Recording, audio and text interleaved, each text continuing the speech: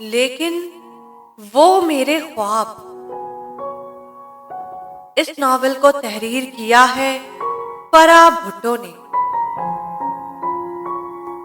تم سوچ بھی نہیں سکتے، اس کے گھر میں مرگ پڑ گیا ہے۔ اس کا باپ اس کو مردہ تسلیم کر چکا ہے۔ وہ اسے ڈھونڈنا بھی نہیں چاہتا۔ یہ ابھی اس کے سامنے جا کر کھڑی ہو تو وہ اسے جان سے مار ڈالے گا۔ اور نہیں، میرے بابا میرے ساتھ ایسا نہیں کر سکتے۔ ایک دم نشرہ چلائی۔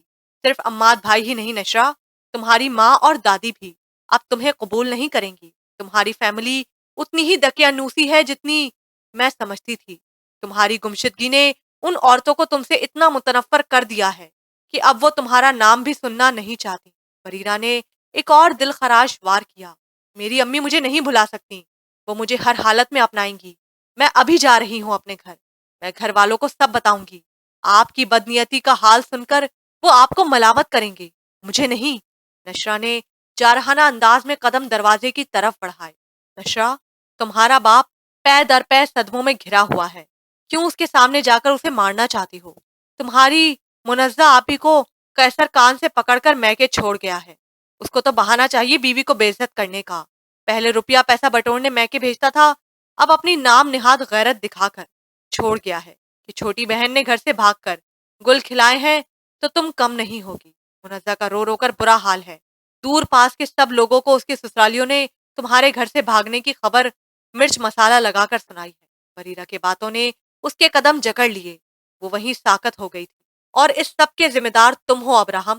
اس لڑکی کو تم نے دربدر کر دیا۔ بریرہ نے ڈھٹائی سے سارا الزام ابراہم پر ڈال دیا۔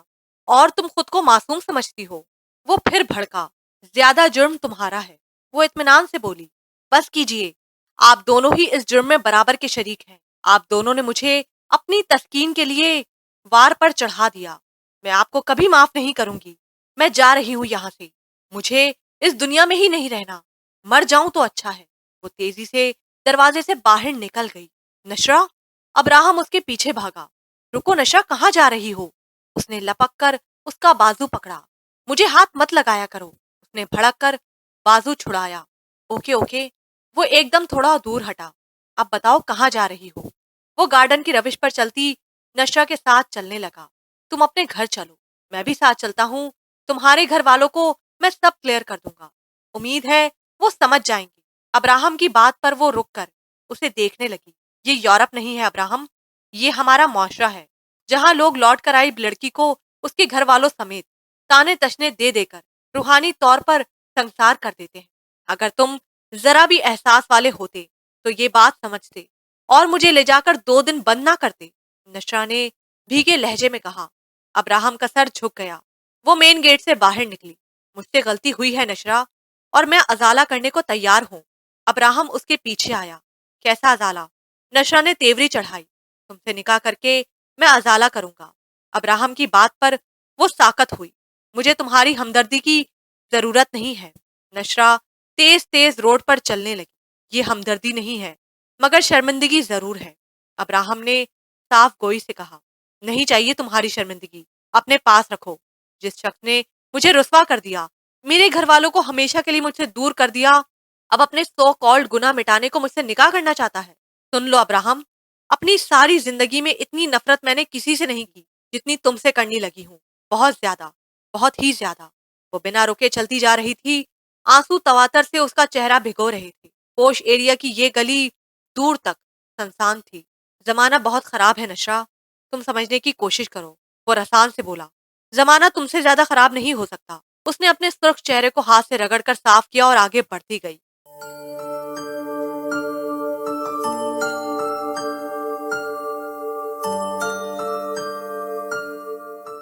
وہ مین روڈ تک نکل آئی تھی، یہاں بھی ہو کا عالم تھا۔ اس نے پیچھے مڑ کر دیکھا تو ابراہم موجود نہیں تھا۔ یہ میں جا کہاں رہی ہوں؟ مجھے کہاں جانا چاہیے؟ وہ وہیں رک کر سوچنے لگی۔ آنسو ایک بار پھر آنکھوں سے بہہ نکلے۔ وہ تو آج تک اکیلی کبھی گھر سے نکلی ہی نہیں تھی۔ ہمیشہ اسرا، رباب یا بریرہ ساتھ ہوتی تھی۔ اب اس وقت اس سڑک پر بالکل تنہا کھڑی وہ سراسیما سی دکھائی دے رہی تھی۔ میں کہاں جاؤں اب؟ نہ میری کوئی گہری دوست، نہ کوئی ایسا جاننے والا جو مجھے پناہ دے دے۔ یہ سوچ آتے ہی وہ مزید گھبراہٹ کا شکار ہوئی۔ میرے پاس تو پیسے بھی نہیں ہیں۔ ایک اور جان لیوا خیال، پاس سے ایک موٹر سائیکل زن سے گزری تھی، تھوڑی دیر بعد پھر سامنے گزری، تیسری دفعہ اس کے قریب آ کر رک گئی۔ میڈم، آپ پریشان دکھائی دے رہی ہیں، کیا کسی ایڈریس کی تلاش ہے؟ ایک لمبا سا لڑکا اس کے سر پر کھڑا تھا۔ نشرا نے سر اٹھایا اور غائب دماغی سے اسے دیکھنے لگی۔ آپ کی طبیعت ٹھیک نہیں لگتی؟ وہ اس کے آگے جھک کر پوچھنے لگا۔ نشرا نے کوئی جواب نہ دیا۔ آئیے، میرا گھر پاس ہی ہے، وہاں چل کر آپ کو پانی پلاتا ہوں۔ اس نے اچانک نشرا کی کلائی تھام لی۔ نشرا جیسے ہوش میں آئی، وہ ایک دم اٹھی، اپنا ہاتھ چھڑا کر ایک زوردار تھپڑ اسے رسید کیا۔ لڑکا شددو رہ گیا۔ اے لڑکی، تیری یہ مجال مجھ پر ہاتھ اٹھاتی ہے؟ وہ جوش بھر کر اس کے آگے آ کر کھڑا ہوا۔ نشرا کے ہوش اڑ گئے، آس پاس کوئی نہ تھا۔ بچاؤ، مجھے بچاؤ، وہ لڑکے کا ارادہ بھانپ کر چلائی اور پیچھے مڑ کر بھاگنے لگی۔ ادھر رک، لڑکے نے اس کا بازو پکڑا۔ اس کے ساتھ ہی لڑکے کی پیٹھ پر ایک زور کا گھونسا پڑا تھا۔ آہ! وہ اس اچانک حملے میں درد سے بلبلا اٹھا اور نشرا کا بازو چھوڑ دیا۔ ابراہم نے اس کو سامنے سے جکڑ کر پیٹھ میں 3-4 گھونسے اور مارے۔ ابھی معافی مانگ۔ ابراہم نے اسے کالر سے پکڑا اور گھسیٹ کر نشرا کے سامنے لایا، جو کچھ دور کھڑی تھی۔ مجھے معاف کر دو بہن جی۔ لڑکے نے ہاتھ جوڑ دی۔ چل بھاگ اب۔ ابراہم کے کہتے ہی وہ دوڑ کر اپنی بائک پر بیٹھا اور یہ جا وہ جا۔ ابھی تو تھوڑی ہی مسافت طے کی تھی کہ زمانے نے اپنا رنگ دکھا دیا۔ ابراہم ہاتھ جھاڑتے اس کی طرف آیا۔ زمانے میں تم بھی شامل ہو، وہ آہستگی سے بولی۔ ابراہم خاموش سا ہو گیا۔ اس سچویشن میں تمہیں کسی ایک پر تو بھروسہ کرنا پڑے گا نشا، مجھ پر ہی صحیح۔ وہ سنجیدگی سے بولا۔ اگر تم بہتر سمجھو تو میرے ساتھ چلو، تمہارے لیے ایک بہتر اچھی جگہ میرے ذہن میں آئی ہے، جہاں تمہیں ٹھکانہ بھی ملے گا اور تحفظ بھی۔ ابراہم نے آفر کی تو نشرا مخمسے میں پڑ گئی۔ مجھ پر یقین کرو نشرا، تمہیں اچھی جگہ لے کر جاؤں گا۔ جب تک تم اپنے متعلق کوئی فیصلہ کر لو، تب تک کے لیے تمہیں ایک شیلٹر مل جائے گا۔ آؤ میرے ساتھ۔ اس نے اس بار بے حد رسان سے کہا تو نشا نے کچھ سوچ کر قدم آگے بڑھا دی۔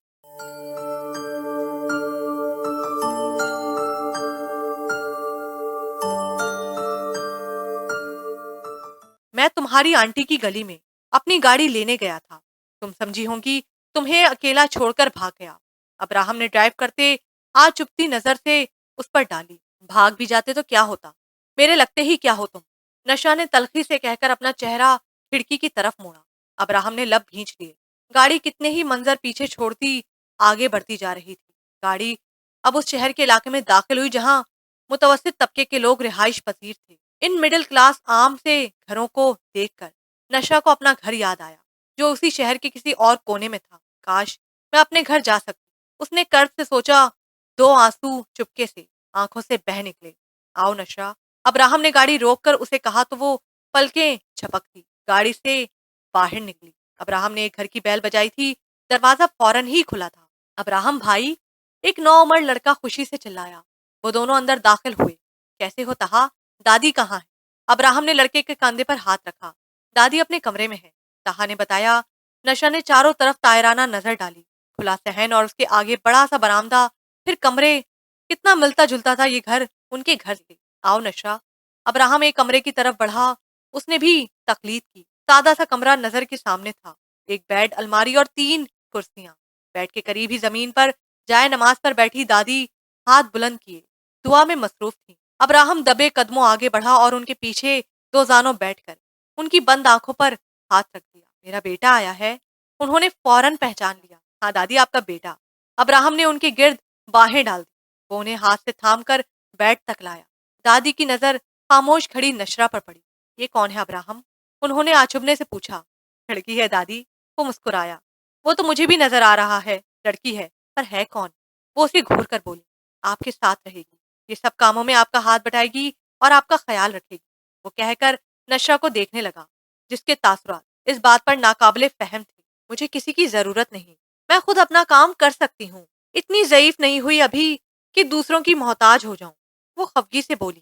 ضعیف ہوں آپ کے دشمن، میں تو اس دن آپ کی طبیعت کی خرابی دیکھ کر بہت پریشان ہو گیا تھا۔ ایک تو اکیلی رہتی ہیں، پھر طبیعت بگڑے تو بتاتی بھی نہیں، کم از کم رات کو آپ کو کوئی دیکھنے والا تو ہو۔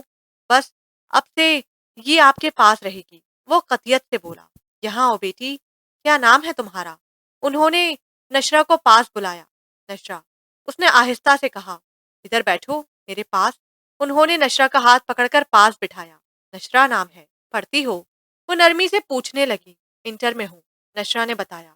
بہت اچھی بات، پھر پڑھائی چھوڑ کر نوکری کرنے کیوں نکلی ہو؟ میرے ساتھ دن رات رہو گی؟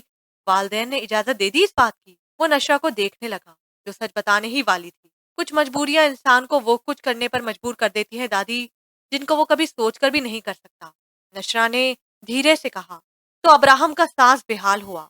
اللہ رحم، ایسا کیا کال پڑ گیا کہ جوان جہان اور اتنی خوبصورت لڑکی کو ماں باپ نے کمانے اور زمانے کے دھکے کھانے کے لیے گھر سے نکلنے پر مجبور کر دیا۔ دادی نے اس کے مقولتی حسن کو افسوس سے دیکھا۔ دادی، یہ بہت ہی غریب فیملی سے ہے۔ میرا دوست ہے نا ارحم، اس کی کزن کے پڑوس میں رہتی ہے۔ گھریلو مسائل کی وجہ سے نوکری کرنے پر مجبور ہوئی۔ ابراہم نے جھوٹ گھڑنے میں دیر نہیں لگائی۔ نشرہ کڑے تاثرات سے اسے دیکھنے لگی۔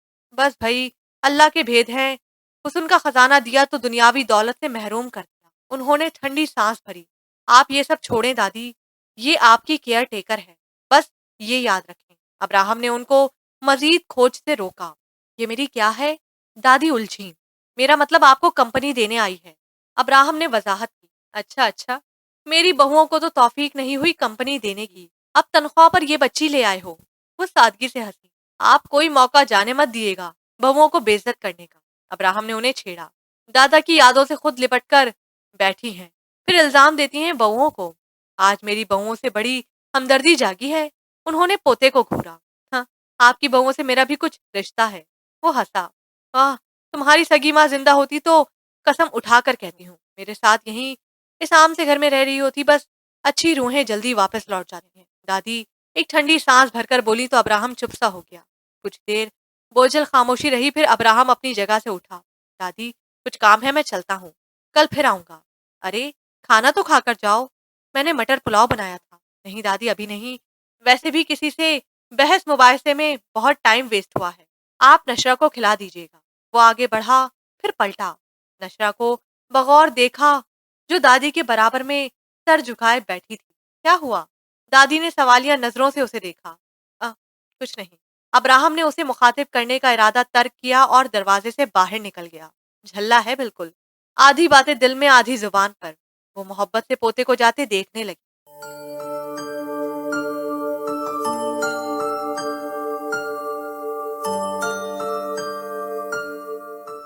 تم کیوں اداس بیٹھی ہو بچی؟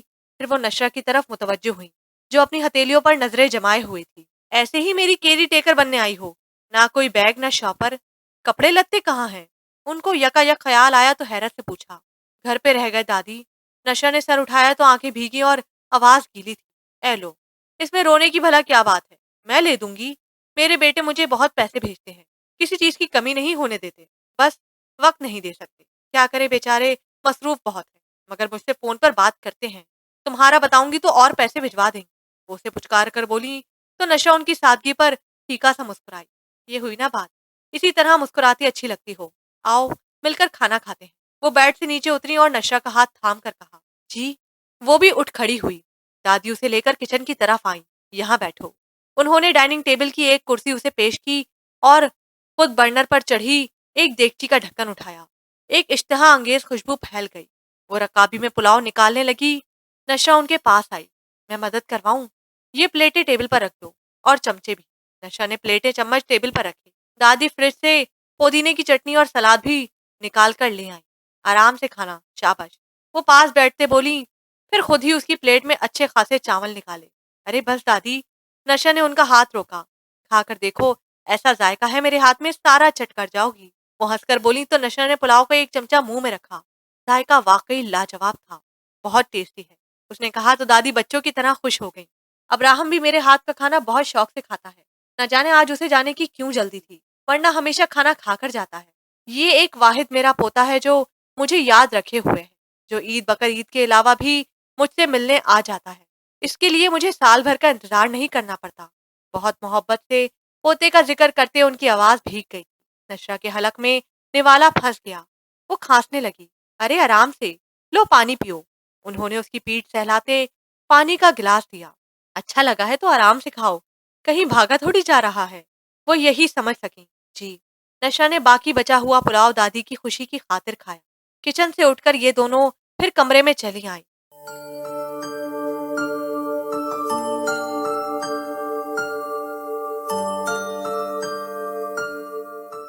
नशरा वॉशरूम से हाथ मुंह धोकर आई तो दादी एक तरफ पड़े सिंगल बेड पर चादर बिछा रही। आप हटे दादी, मैं बिछाती हूँ। उसने दादी के हाथ से चादर ले ली।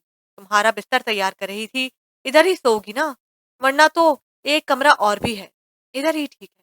अकेले कमरे में सोने की आदत नहीं मुझे, हम तीनों बहनें एक ही कमरे में सोती थी, वो रवानी में कह गई।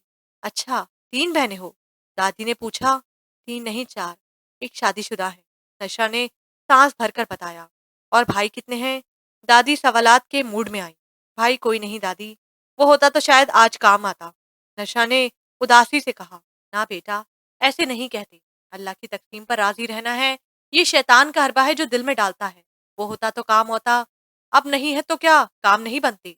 तौबा करो, अल्लाह की ताकत सबसे बड़ी है, किसी इंसान के होने ना होने से क्या फर्क पड़ता है। भाई भी अल्लाह की मखलूक और उसी का मोहताज होता, जैसे कि तुम हो। दादी ने नशा के सर पर हाथ रखकर समझाया।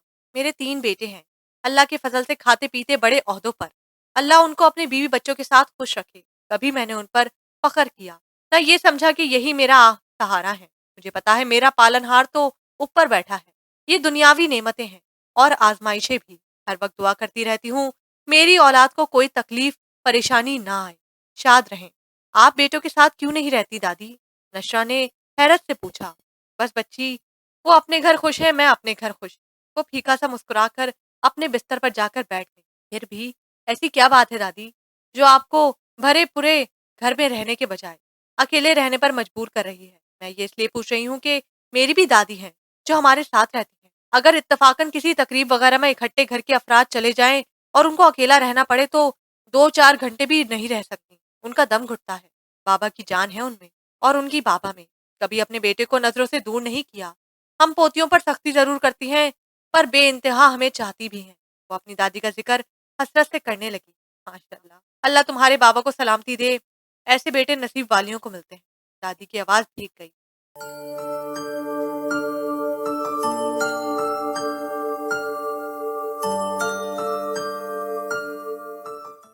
हम सादा लोग हैं, पीछे से देहाती पस मंजर वाले जमींदार।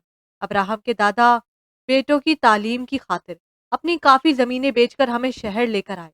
ये पहला घर था जो हम मियाँ बीवी ने शहर में बनाया। कई बुरे भले दिन रात इसी छत तले गुजारे, कभी हंसे कभी रोए भी। बच्चों को जीना ब जीना तालीम के मनाजिर तय करते देखा। बड़े ही ज़हीन बेटे हैं मेरे। एक ने मुकाबले का इम्तिहान दिया, सख्त मेहनत की, अल्हम्दुलिल्लाह कामयाब हुआ और ऊंचा ओहदा मिल गया। दूसरे ने बड़े भाई की देखा देखी मुकाबले का इम्तिहान दिया और पास हुआ। तीसरे को दोनों ने बिजनेस करवा दिया। बड़े बेटे की शादी मैंने अपनी भांजी से की, बहुत भली लड़की थी, अब्राहम की माँ, पर जिंदगी कम लिखवा कर लाई थी। अब्राहम 2 साल का था कि चल बसी। अब्राहम के बाप ने दूसरी शादी ऊंचे घराने की मॉडर्न लड़की से कर ली।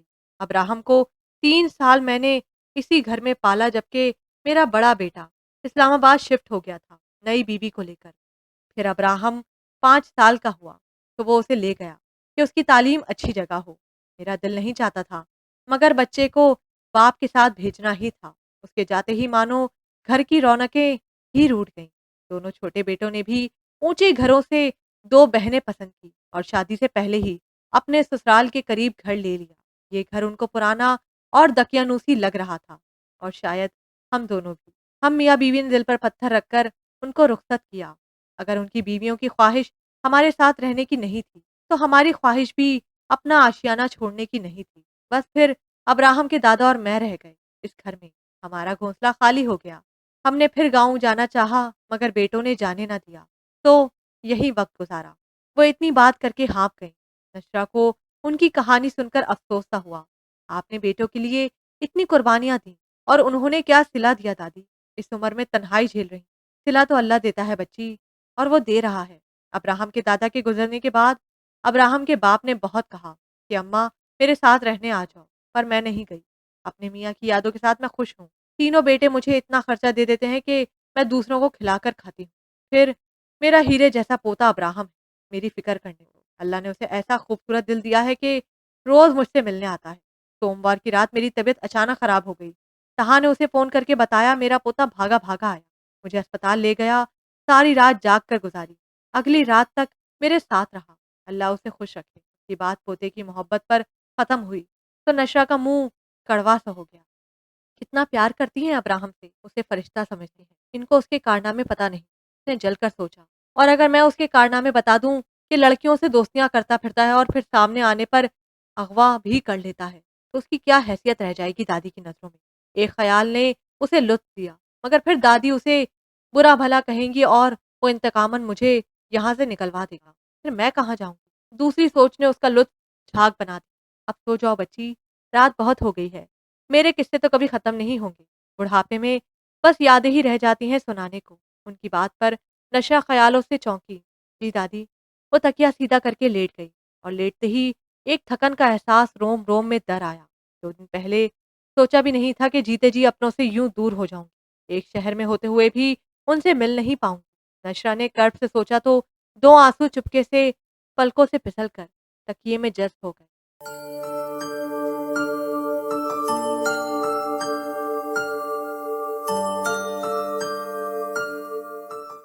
دادی، رات کو سوتے سوتے 1 تو بج ہی گیا تھا، بس 4 گھنٹے سوئی ہوں۔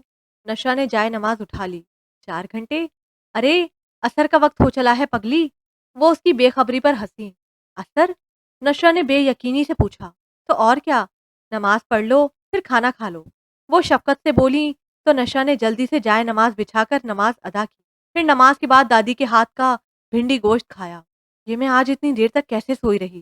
کیا سوچتی ہوں گی دادی بھی؟ کیئر ٹیکر بن کر آئی ہے یا مہمان؟ کھانے کے برتن سمیٹتے اس نے شرمندگی سے سوچا۔ السلام علیکم دادی۔ وہ کچن میں برتن رکھ کر نکلی تو بیرونی دروازے سے ابراہم اندر آیا۔ بھیا آ گئے، تہا حسب عادت چیخا۔ تم بھیا کے منادی، سارا دن گلیوں میں پھرتے ہو، میں نے تمہیں دادی کے ساتھ رہنے کو رکھا ہے یا باہر گھومنے کے لیے؟ اس نے تہا کا کان پکڑ لیا۔ کیا کروں گھر میں بیٹھ کر، دادی ڈانٹتی رہتی ہیں۔ وہ منہ بسور کر بولا، میں ڈانٹتی ہوں؟ کیا بوڑھی دادی کے ساتھ دل نہیں لگتا؟ یہ کہو۔ دادی نے بھی اسے گھورا۔ ارے بوڑھے ہوں آپ کے دشمن، ابھی تو آپ جوان ہیں۔ وہ کچھ شاپرز ہاتھ میں اٹھائے ان کے ساتھ کمرے میں داخل ہوا، جہاں اپنے بیڈ پر نشر ٹانگے لٹکائے چپ چاپ بیٹھی تھی۔ تو اب اس ٹھکانے میں اس ناپسندیدہ شخص کو روز برداشت کرنا ہوگا۔ وہ سر جھکائے سوچنے لگی، کل رات سے دادی کے ساتھ رہ کر جو دل سنبھلا تھا، وہ ابراہم کو دیکھ کر پھر سے اداس ہو گیا۔ پھر کوئی خدمت وغیرہ کی آپ کی کیئر ٹیکر نے؟ میری خدمت کیا کرنی، بس مجھے دوسراہٹ کا احساس دیا، یہی بہت ہے۔ خدمت تو میں تجھ سے بھی نہیں لینا چاہتی، دادی نے بے لاک کہا۔ چلیں، آپ کی تنہائی تو دور ہوئی، کسی سے بہوؤں کی برائی کر کے دل تو ہلکا کریں گی۔ میں تو سنتا نہیں تھا، ابراہم نے چھیڑا۔ ہاں، مجھے تو جیسے بہت شوق ہے بہوؤں کی غیبت کرنے کا۔ وہ خفا ہوئی، مذاق کر رہا تھا۔ اس نے پھر نشا کو دیکھا جو ایک ہی پوزیشن میں بیٹھی تھی۔ کیسی ہو نشا؟ آخر اس نے پوچھ لیا۔ نشا بدستور سر جھکائے بیٹھی رہی۔ وہ دادی کے سامنے شرمندہ ہوا، ابھی نیند سے اٹھی ہے، اسی لیے سست ہو رہی ہے۔ رات دیر تلک ہم دونوں نے باتیں کی تھیں۔ دادی نے نشا کی بددلی کو سستی کا نام دیا۔ او، ابراہم نے لب سکیڑے۔ آج رات کا کھانا کھا کر جانا، بتاؤ کیا کھاؤ گے؟ انہوں نے محبت سے پوچھا۔ جو دوپہر کو بنا وہی چلے گا، آپ خوامخواہ زحمت نہ کریں، بس بس اب تکلف نہ کرو مجھ سے۔ دادی نے آنکھیں دکھائیں۔ دوپہر کو جو بنایا تھا اس کے ساتھ شامی کباب تل دیجیے گا بس۔ سوجی کا حلوہ بناؤں؟ تو شوق سے کھاتا ہے نا؟ دادی نے اٹھتے ہوئے پوچھا کہ آپ اپنے شوق میرے آڑے لے کر پوری کیوں کرتی ہیں؟ سویٹ دادی۔ وہ شرارت سے ہنسا تو وہ ہنس کر باہر نکل گئے۔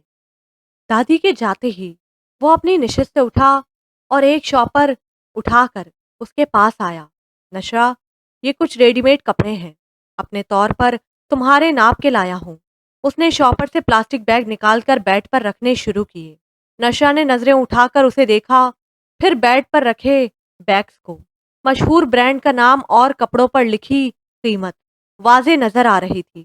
اسے 3 دن سے تن پر پہنے ایک ہی جوڑے سے سخت الجھن ہو رہی تھی، پر دوسرے کپڑے میسر نہیں تھے، اور اب یہ بندہ یہ برانڈڈ سوٹ لے کر چلا آیا تھا۔ یہ کپڑے تم اپنی سو کالڈ شرمندگی کو مٹانے کی کوشش میں لائے ہو تو آئی ایم سوری، میں نہیں لے سکتی۔ وہ سپاٹ لہجے میں بولی۔ اچھا تو قرض سمجھ کر رکھ لو، دادی کے کیئر کرنے کی جو سیلری ملے گی اس میں سے پیسے دے دینا۔ ابراہم نے حل نکالا۔ کتنی سیلری دو گے مجھے؟ وہ بدستور سخت لہجے میں مخاطب تھی۔ جتنی تمہیں ضرورت ہو۔ وہ فاصلہ رکھ کر بیڈ پر بیٹھا۔ میری ضرورت کو جانے دو، سیلری بتاؤ۔ 30,000 ٹھیک رہیں گے؟ وہ اسے بغور دیکھ کر بولا۔ 30,000؟ نشرہ کچھ حیران ہوئی۔ یہ مناسب نہیں ہے۔ نشرہ نے نفی میں سر ہلایا۔ پھر 40 لے لو۔ ابراہم نہ جانے کیا سمجھا۔ تم اپنی امارات کی شوبازی بند کرو ابراہم۔ تم اور میں اچھی طرح یہ جانتے ہیں کہ جتنی زیادہ سیلری اس جاب کو سوٹ نہیں کرتی۔ وہ تلخی سے بولی۔ اوکے، پھر 20,000 ٹھیک رہیں گے۔ وہ مصالحانہ انداز میں ہاتھ اٹھا کر بولا۔ نشرہ خاموش رہی۔ چلو جی، ڈن ہو گیا۔ وہ خوش ہوا۔ یہ ایک سوٹ 10,000 کا ہے، 5 سوٹ 50,000 کے ہو جائیں گے۔ میری تقریباً 2.5 ماہ کی سیلری تمہارے قرض میں نکل جائے گی۔ وہ جتا کر بولی۔ مجھے صرف 2 سوٹ دو اور آئندہ ایسی سخاوت مت دکھانا۔ پھر اس نے احسان عظیم کرتے 2 سوٹ اٹھا لیے۔ ابراہم کا منہ ہلکا سا کھلا، پھر کسی مصلحت کے تحت بند ہوا۔ بہت ضدی ہو۔ وہ باقی سوٹ شاپر میں ڈالتے بڑبڑایا۔ اب ان 3 سوٹوں کا کیا کروں؟ اپنی بیوی کے لیے رکھ لیتا ہوں۔ وہ نشرہ کو دیکھ کر مسکرایا۔ بھاڑ میں ڈال دو، مجھے کیا؟ نشرہ چڑ گئی۔ ویسے اخلاق میں تمہاری آنٹی تم سے نمبر لے گئی۔ کیا ہی شستہ انداز میں بات کرتی تھی مجھ سے۔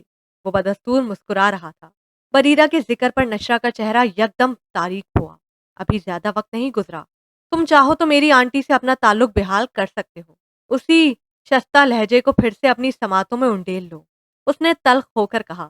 استغفر اللہ، نہیں بھائی، اب نہیں۔ میرا دل تو لہجے سے زیادہ چہرے پر آیا تھا، اور وہ چہرہ اب میرے سامنے ہے۔ ابراہم نے اس کو بغور دیکھ کر کہا تو وہ جل اٹھی۔